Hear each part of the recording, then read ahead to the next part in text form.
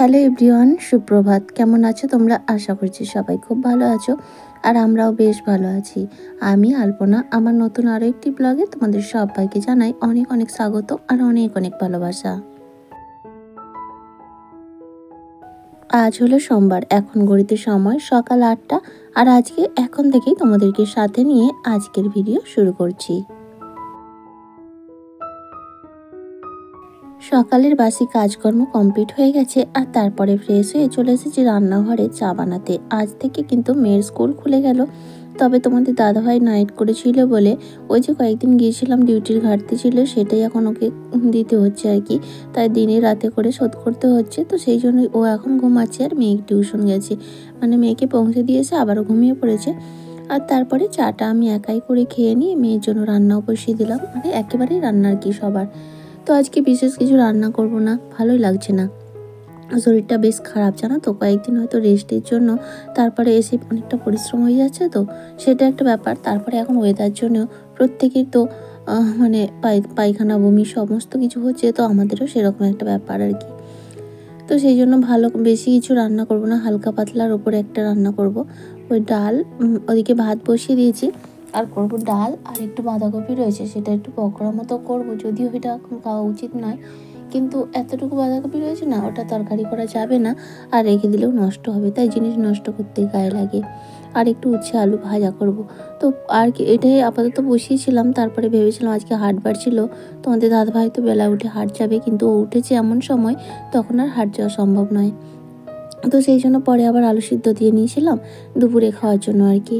তো সেই জন্য রান্নাবান্না চাপ নেই, এদিকে অনেকটা সময় চলে গেছে, অফ ক্যামেরায় অনেকগুলো কাজ করে নিয়েছি, আর এখন তোমাদের দাদাভাই গেছে মেয়েকে আনতে, আর আমি সেই সুযোগে বিছানাটাও গুছিয়ে নিলাম। ওদিকে রান্না চলতে চলতেই কিন্তু বিছানাটাও গুছিয়ে নিচ্ছি।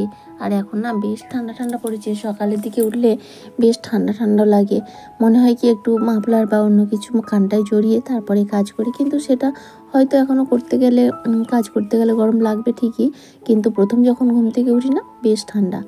তো যাই হোক, তারপরে বাকি রান্নাগুলো তো হয়েই গেছে, এখন এই যে পকোড়াগুলো ভেজে নেব। তো সেটাই দিচ্ছি, ওই বাঁধাকপির মধ্যে একটু বেসন আর কালো জিরে দিয়েছি, কাঁচা লঙ্কা, পেঁয়াজ, তো এটাই দিয়ে এখন ভেজে নিচ্ছি। আর ওদিকে উচ্ছে আলু ভাজা হয়ে গেছে, ডালও হয়ে গেছে, আর একটু ভাবছি ডিম সিদ্ধ করব তিনজনেরই, কারণ কি শরীরগুলো বেশ দুর্বল, সবারই তিনজনই একটু দুর্বল দুর্বল লাগছে, তো সেই জন্য একটু ডিম সিদ্ধও করব।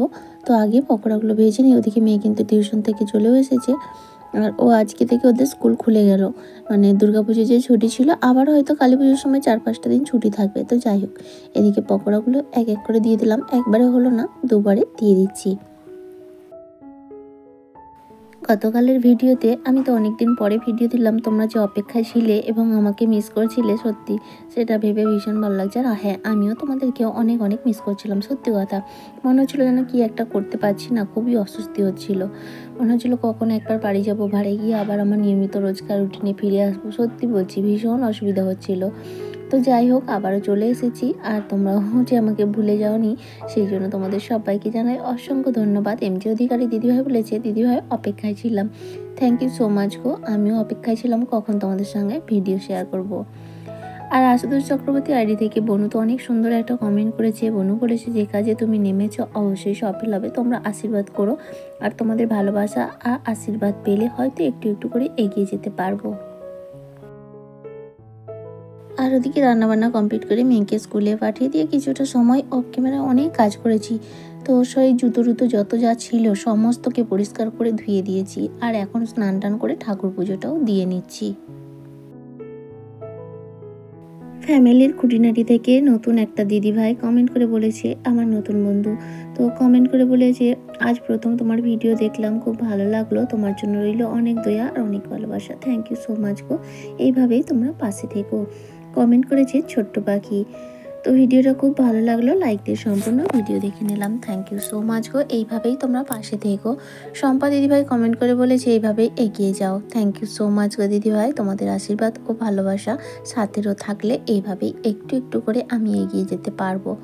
তারপরে দেখো, একেবারে স্নান সেরে ঠাকুর পুজো দিয়ে খাওয়া দাওয়া করতে চলে এসেছি, আর এখন তো মেয়ে স্কুলে রয়েছে, আমরা দুজনেই কিন্তু খাওয়া দাওয়াটা সেরে নেব।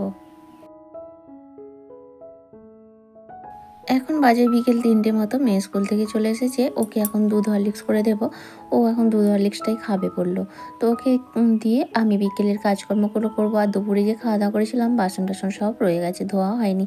আসলে সকাল থেকে এত অতিরিক্ত পরিশ্রম হয়ে যাচ্ছে, কোথাও গেলে কি হয় জানো তো, আসার পর কিন্তু আমার প্রচণ্ড খাটনি হয়ে যায়। ওই জন্য না আমার সচরাচর কোথাও যেতে ইচ্ছা করে না, কারণ আমি সব গোছগাছ করে রেখে যাব, আবার আসার পরে সেই একই পরিশ্রম, ভালো লাগে না। তো সেই জন্যই না মনে হয় কি এই রোজগারের রুটিনটাই ঠিক আছে। এক আধ দিন ঠিক আছে, একদিন হলে বা একবেলা হলে ঠিক আছে, কিন্তু যেখানে 2 দিন 3 দিন রয়ে যায় সেখানে কিন্তু আমার এসে প্রচণ্ড পরিশ্রম হয়ে যায়।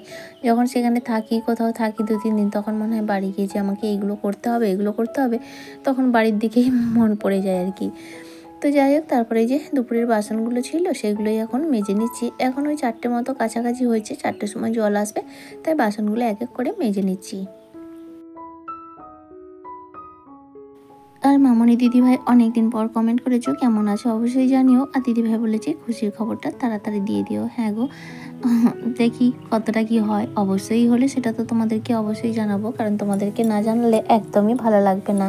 কমেন্ট করেছে শ্রেয়সী ব্লগ, এছাড়াও কমেন্ট করেছে পূজা লাইফস্টাইল। দিদিভাই কমেন্ট করে বলছে অনেকদিন পর কমেন্ট করলাম, কেমন আছো তোমরা, আর দুর্গাপুজো কেমন কাটলো জানিও। আমরা এখন মোটামুটি ভালো আছি, আর তুমি কেমন আছো অবশ্যই জানিও। আর পুজো ওই মোটামুটি আর কি, খুব একটা যে ভালো কেটেছে তা কিন্তু নয়। আসলে প্রত্যেক দিন আমরা কিন্তু বেরোতে পারিনি, কারণ তোমাদের দাদাভাইয়ের প্রত্যেকটা দিন এতটা ডিউটির চাপ ছিল, তো অন্যান্য বছরের মতো এতটা ভালো কিন্তু এবছর কাটাতে পারি না। আর তোমরা কেমনভাবে কাটিয়েছো, ভালো কাটিয়েছো তো তোমার, অবশ্যই জানিও কিন্তু পরের ভিডিওতে। এছাড়াও কমেন্ট করেছে রাজিয়া খান, থ্যাংক ইউ সো মাচ, তোমাদের সবাইকে অসংখ্য ধন্যবাদ। আর তোমরা অনেকেই কিন্তু যে কদিন আমি ভিডিও দিচ্ছিলাম না কমেন্ট করে বলছিলে দিদিভাই কবে থেকে ভিডিও দেবে। সত্যি আমার এটা দেখে ভীষণ ভালো লাগছিল। সত্যি যেমন নিজের আপনজনরা খোঁজ খবর নেয়, তোমরাও সেইভাবেই খোঁজ খবর নিচ্ছ। সত্যি তোমরা কিন্তু হয়তো রক্তের সম্পর্ক নেই বা তোমাদের সঙ্গে দেখা সাক্ষাৎ নেই, তবু একটা যেন অন্যরকম টান আছে তোমাদের মধ্যে আমার সঙ্গে। যাই হোক, তোমরা ফোনের মধ্যে আমাকে দেখো, কিন্তু আমি হয়তো সবাইকে দেখতে পাই না। তোমরা যারা আমাদের মতো ব্লগ বানাও তাদেরকে দেখতে পাই। তো দেখে মনে হয় কি খুব একটা কাছের, তোমরা যে একেবারে মানে ফোনের মধ্যে পরিচয়, সেটা কিন্তু মনেই হয় না। আর এদিকে সমস্ত জুতোগুলো ধুয়ে দিয়েছিলাম, সেটা এখন র্যাকে গুছিয়ে নিলাম। র্যাকটাও কিন্তু ঝেড়ে পরিষ্কার করে নিয়েছিলাম জায়গাটা, সেটা অফ ক্যামেরায়।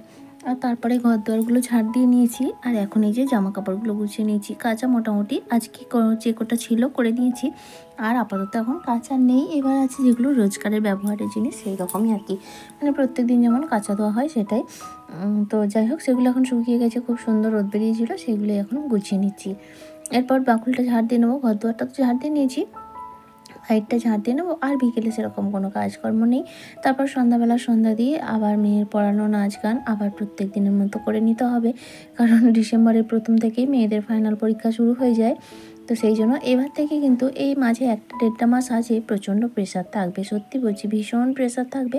আর সামনে মেয়ের পরীক্ষা, তারপর ডিসেম্বরে মেলাতে বিভিন্ন রকম অনুষ্ঠানে প্রোগ্রাম থাকে মেয়েদের, তো সেই সমস্ত কিছু নিয়ে কিন্তু প্রচণ্ড চাপ থাকবে আমার।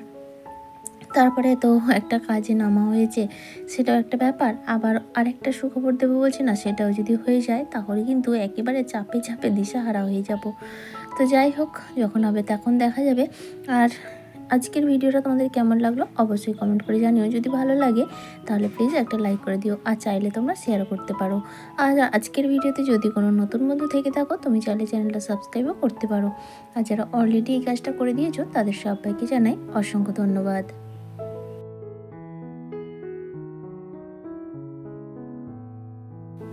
আমরা অভ্যাসের দাস, সত্যি মানুষ অভ্যাসের দাস, যখন যেভাবে থাকে সেইভাবেই কিন্তু চলতে চায়। সারাদিন একা হাতে সংসারে সমস্ত কাজ করি, সেটাই অভ্যস্ত। কোথাও গিয়ে যদি একটা দিন একেবারে থেমে যায়, মানে রেস্ট হয়ে যায়, সেখানে কিন্তু একদমই ভালো লাগে না, অস্বস্তি কাজ করে। মনে হয় কি কাজ করলেই আমাদের শরীরটা ভালো থাকে। তো যাই হোক, এদিকে কথা বলতে বলতে জামা কাপড়গুলো কিন্তু গোছানো হয়ে গেল। আর সেই সঙ্গে আমার আজকের ভিডিওটা কিন্তু এখানেই শেষ করছি। দেখা হচ্ছে আবারও আগামীকাল নতুন আরেকটি ব্লগের সঙ্গে। ততক্ষণ পর্যন্ত সবাই খুব ভালো থেকো, সুস্থ থেকো আর সাবধানে থেকো। আজকের মতো টাটা।